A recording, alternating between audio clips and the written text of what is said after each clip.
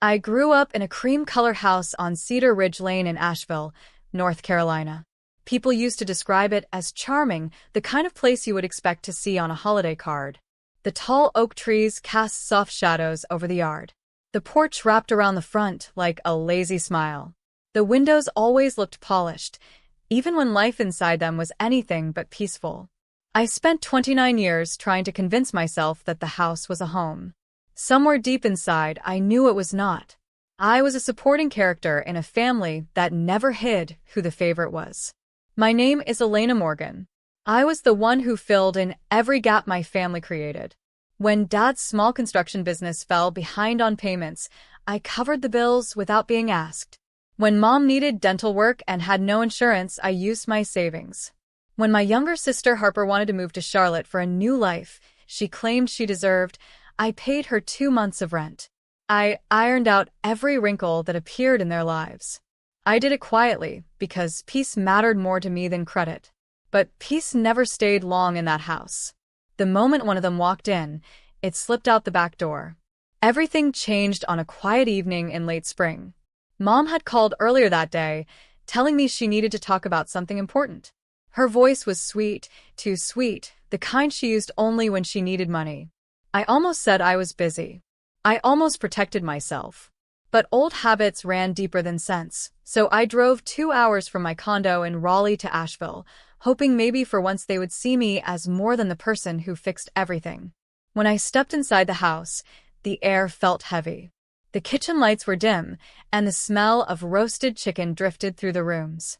Mom always cooked big meals when she wanted to soften the blow of a bad conversation. My stomach tightened. I set my purse on the counter and walked toward the dining room.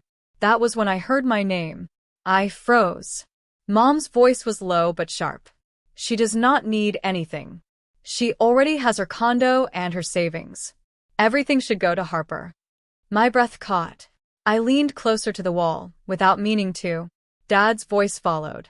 The house, the insurance payout, the land in Virginia. It all goes to Harper. She is the one who will stay close to the family. She is family-oriented. Elena is different. Different. I had been hearing that word since I was 10. Different meant quiet. Different meant responsible. Different meant useful. Different meant unimportant. Then I heard Harper laugh softly, the same laugh she used whenever she wanted something. Someone has to carry the family name. Elena does not even visit unless we call her. I stood completely still, a silent witness to the truth they had never bothered to hide. Mom spoke again, her tone final and cold. We will tell her later. She will understand. She always does. Something inside me cracked. Not loudly. Not with rage. It was a quiet break, like thin ice giving way under a heavy step. I did not walk into the dining room. I did not defend myself. I did not ask why. I simply turned around and walked out the front door. The porch light flickered above my head as I stepped outside.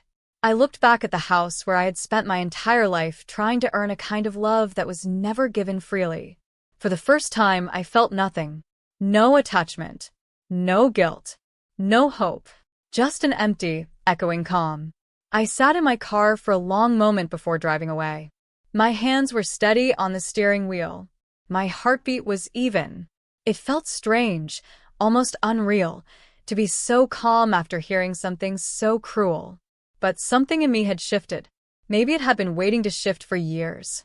Later that night, when the clock hit midnight, my phone buzzed on the nightstand. I had barely undressed before falling into bed, but the sound pulled me back into the world. I reached for the phone, expecting a guilt-filled apology, or at least a half-hearted explanation. What appeared on the screen was a message from Mom. Do not come here again. Do not call. It is over. Just like that. No explanation. No reason. No warmth. Just a cold sentence from a woman who had not hugged me in years. I stared at the message for a long time. The room was silent except for the hum of my ceiling fan. My whole body felt incredibly light, as if something heavy had been lifted off me. Or maybe something heavy had finally broken away. I typed 2 words. Got it. No more begging for a place in their lives. No more trying to earn love that came with conditions. No more believing I owed them anything. That was the moment I stopped being the forgotten one. That was the moment I became something else entirely. The door they slammed closed behind me had been the same door I needed to walk through for years. I just never realized it until that night. The morning after everything broke open felt strangely calm.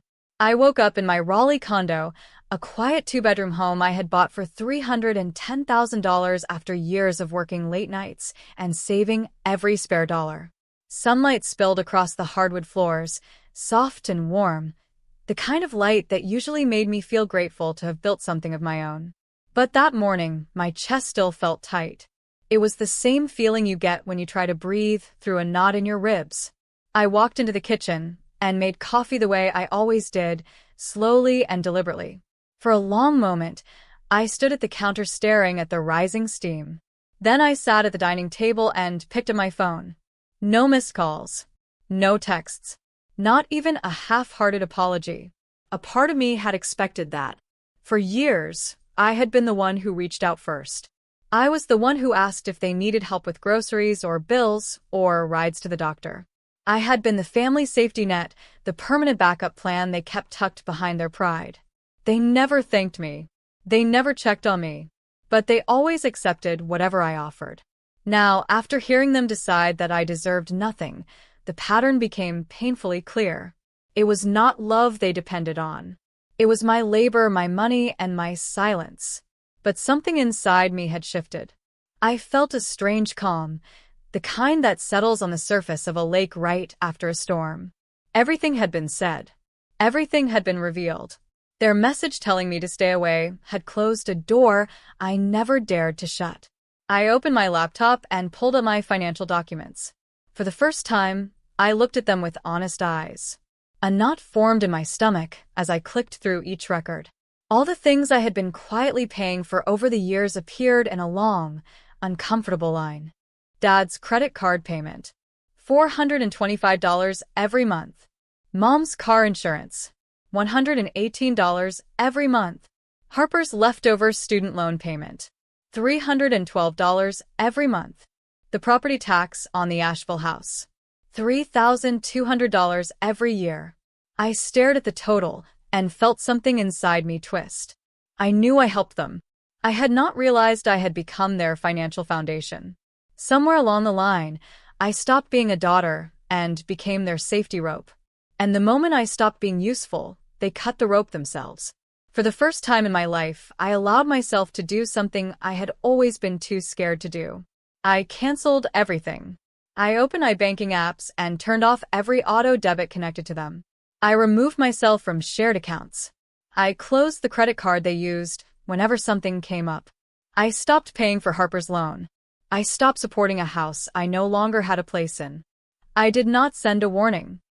I did not send a message explaining the changes. I did not ask if they would be all right. My hands shook at first, but then the shaking faded. A quiet sense of strength took its place. By noon, I blocked their numbers. Not out of anger, but out of protection. I had finally understood that peace was not something they offered. I had to create it myself. The first day felt still. The silence felt heavy but clean. I worked from home, answered emails, and made myself lunch. I sat on my balcony that evening and listened to the distant hum of the city. For the first time, Raleigh felt like a real home, not a temporary escape for my family. 2 days later, the fallout began. It started with a call from an unknown number. I let it ring. Then another came, and another, each one from a different number. The silence on my end was intentional. I had learned that when people push you out, you owe them nothing. By the end of the day, the emails arrived. Short at first, then increasingly frantic. Call us back. There is an issue at the house. We cannot reach the insurance company. Why is the tax payment overdue? You need to answer. This is serious. I read each message with a steady heart. There was no apology in any of them. No reflection. No awareness of what they had said to me. Only panic about what they were losing. It was the clearest sign of all. They had never valued me. They had valued what I did for them. Every email sounded like someone trying to grab the edges of a sinking raft. They had spent years building a life on my back. Now that I had stepped away, the structure was cracking fast. My silence was not revenge. It was clarity. It was protection. I sat on my couch with my legs tucked under me and let the truth settle in. They had erased me from their lives because they believed I would always come when called. They believed I would always fix the mess. They believed loyalty meant sacrifice without question. For the first time, they were learning what life looked like without me holding the ground steady beneath their feet. And deep down, beneath all the calmness and all the acceptance, I felt something else. A strange, quiet certainty that they still had not told me everything. That was what I overheard in that dining room was only one piece of a much larger truth they had kept hidden for years. Chapter 2 ended with one clear understanding. The collapse had already started, and I was not going to save them from it. By the end of the week, I had made a decision that surprised even me. I drove back to Asheville not to talk to my family or mend anything, but simply to collect the last few things I had left in the house. Old photo albums, a box of childhood drawings, a few books, and a quilt my grandmother had sewn when I was 16. I wanted those things in my own home in Raleigh, because I knew once I closed that door for the final time, I would never walk through it again. I did not tell anyone I was coming. I did not feel obligated to. I had been pushed out of their lives with a single cold message, so I walked into the new silence without hesitation. When I pulled into the driveway, the reality of their unraveling hit me immediately. The lawn that Dad used to obsess over was now uneven and overgrown. Long weeds pushed through cracked bricks along the walkway. The porch light that had flickered during my last visit was now completely dead. The mailbox was leaning sideways, the screw at the base nearly pulled out, as if even it was tired of holding things together. The house looked like it was sinking, as if it had been waiting for me to stop propping it up. I reached the front door and knocked once. The door swung open almost instantly, and there stood Harper, breathless and furious, as if she had been listening for any sign of me. "You need to fix this," she snapped, her voice sharp enough to cut the air. "Everything is due. Dad's card got declined. Mom's insurance is canceled. What is wrong with you?" Her words did not shock me. Her entitlement did. I stepped inside without answering her. The smell of frustration hung in the air, thick and stale. The living room was a mess. Unopened bills covered the coffee table in high stacks, leaning crookedly like towers made of bad habits. The carpet had stains I did not want to identify. Even the curtains looked tired, hanging limply by their faded edges. Mom appeared next. Her eyes were swollen, and her cheeks looked freshly tear-streaked. She clutched a stack of letters in her hand like she hoped they would somehow rearrange themselves into good news. "Elena, this is not funny," she said, her voice trembling. "The bank is threatening to freeze the account. We cannot get the property tax covered. You have to help us. Help us. Not talk to us. Not ask how I was doing. Not explain why they had cut me out. Just help us." As if I were not a daughter but a service.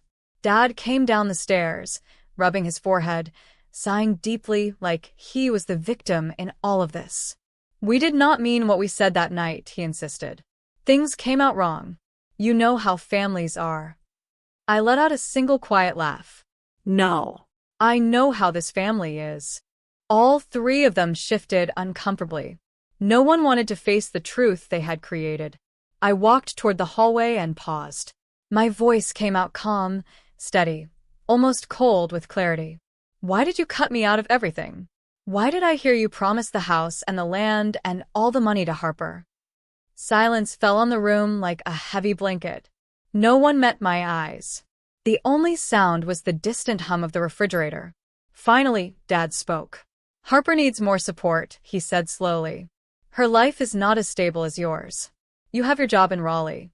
You have savings. You do not need the house or the land." I stared at him.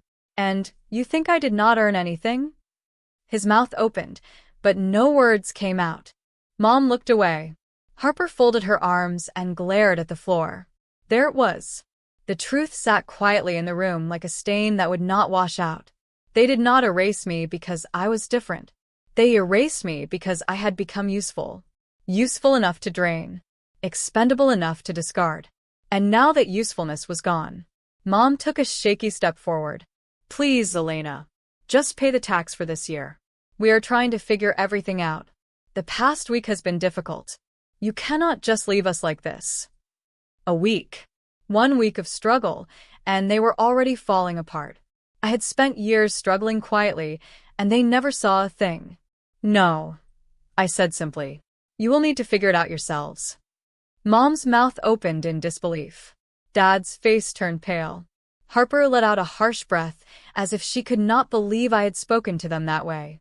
But for the first time in my life, I felt grounded. Clear. Strong. They watched me walk down the hallway as if I were a stranger trespassing in their home. Maybe I had always been a stranger to them. A stranger who paid their bills. A stranger who held their world together. I went into my old room, which looked untouched by time. The same pale blue walls. The same dresser with chipped handles. The same faint scent of lavender from a candle I used to burn during college breaks. I packed everything slowly. Carefully. Peacefully. As I folded my childhood quilt and placed it on top of the last box, a new feeling settled into my chest. It was not sadness. It was not anger. It was something cleaner and sharper. Freedom. When I walked back through the living room with my boxes, they all stared at me as if expecting a last-minute change of heart. A final act of sacrifice. One more moment of saving them from their own decisions. But I did not stop. I did not explain. I did not justify. I simply said, "Take care of yourselves," and walked out the door. The collapse of my family was not my fault. It was the natural result of years of taking me for granted and believing their actions would never have consequences. As I placed the boxes in my car, I realized something unexpected. I did not feel empty. I did not feel heartbroken. I felt free. I did not expect moving forward to feel so natural. After years of carrying a family that treated me like an accessory, the sudden quiet of my own life felt new but strangely comforting. Once I walked out of that Asheville house with my last box, it was as if my lungs finally had room to expand. I drove back to Raleigh with the windows slightly open, letting the warm air fill the car. For the first time in a long while, I felt like I was heading towards something instead of away from something. The days that followed were simple and peaceful. I went to work at the project management firm, answered my emails, and attended meetings without rushing to call my family afterward. My mind was no longer split in two. I was not worrying about who needed money or who was complaining about their next crisis. I realized how much space they had taken up in my life. And now, that space felt clean, calm, and entirely mine. A week after I returned home, my manager called me into her office. She smiled in a way that made my chest tighten with curiosity. She explained that a senior position was opening and that she had recommended me for it. I knew what it meant. Higher responsibility, higher pay, and a chance to finally step into the career I had spent years building. A part of me hesitated only because I remembered how my family used to react to my achievements. If I ever shared good news, it usually turned into guilt, complaints, or new expectations. But this time, I had no one to dim myself for. So I accepted the promotion. My new salary was $128,000 a year, a number I once would have hidden. Now I felt proud. I took myself out to dinner that night, sitting at a small Italian restaurant near my condo. I ordered pasta, a glass of wine, and a slice of cheesecake. I ate slowly, savoring each bite as if I was practicing what it felt like to choose joy for myself. Back home, I began making small changes. I turned the spare room into a painting studio, something I had wanted for years but always put off because life was too busy cleaning up other people's messes. I bought canvases, brushes, and paints. On weekends, I would stand in that room for hours, letting color spill across blank space. It became a place where my mind could rest. I also booked a trip to London. It would be my first real vacation, not a rushed weekend or a visit to help someone else. I used my own money, my own time, and my own choice. No guilt attached. The idea of exploring a place on my own terms felt like a reward I had waited too long to claim. 3 months passed without a single call or message from my family. I thought I would feel guilty. I thought I would feel lonely. Instead, I felt steady. I felt like someone rebuilding the foundation of a life without cracks. Then one afternoon, I received a letter forwarded from my old mailing address. It came from a law office in Asheville. My stomach tightened as I opened it, not out of fear, but out of curiosity.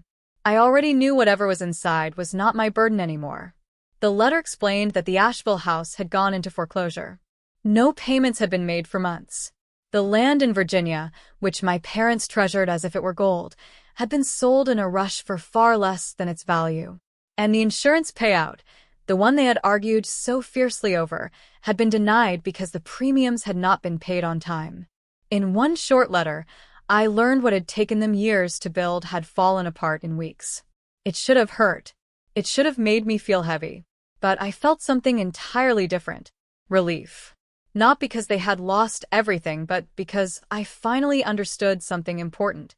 I had spent years carrying a family that never learned how to stand on its own. They built their world with the assumption that I would always be there to catch every falling piece. When I stepped back, everything they rested on me crumbled on its own weight. I walked out onto my balcony that evening with the letter still in my hand. The city lights of Raleigh stretched out beneath the sky, soft and warm. Cars passed on the street below.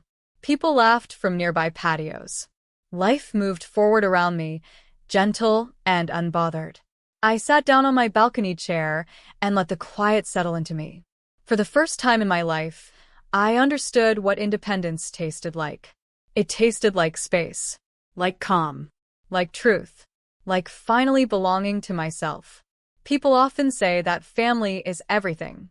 It is a phrase I heard my whole life, a phrase used to justify sacrifice and silence. But sitting there listening to the hum of the city, I realized something else. Sometimes the people who share your blood are the very ones who drain your strength. Sometimes the ones who claim to love you are the ones who expect you to carry their entire world. I had spent years thinking that love meant service, that loyalty meant silence, and that sacrifice was the price of belonging. But none of that was true. Love should not erase you. Loyalty should not drain you. Family should not break you. I finally understood that I did not need permission to build a good life. I did not need their approval. I did not need their gratitude. I did not need their understanding. All I needed was the courage to walk away. And when I did, something beautiful happened. I became the woman they never expected me to be. I became the woman they could no longer erase.